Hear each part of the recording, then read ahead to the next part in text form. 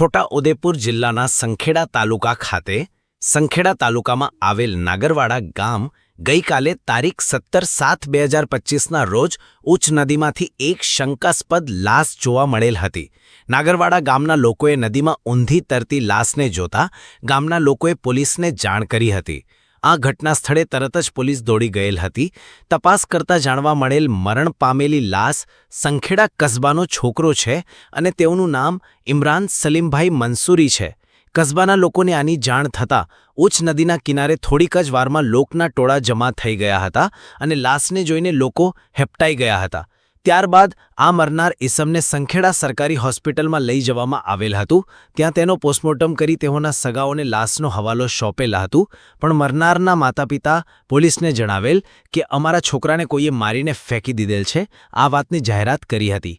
મરનાર ઈસમના ગજવામાંથી બાઇકની ચાવી મળેલ હતી અને બાઇક જોવા મળેલ ન હતી। તેના પરથી વધારે શંકા પેદા થઈ છે અને આજરોજ તારીખ 18/7/2025ના રોજ આ ગાડી જંગલમાં આશાપુરા અને ખંડુપુરાના વચ્ચે બાઇક મળેલ હતી। આની જાણ પોલીસને કરતા પોલીસે સ્થળ પર જઈ પંચનામું કરી બાઇકનો કબજો લીધો હતો।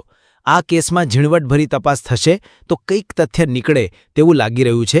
આવું લોકમુખે ચર્ચાઈ રહ્યું છે।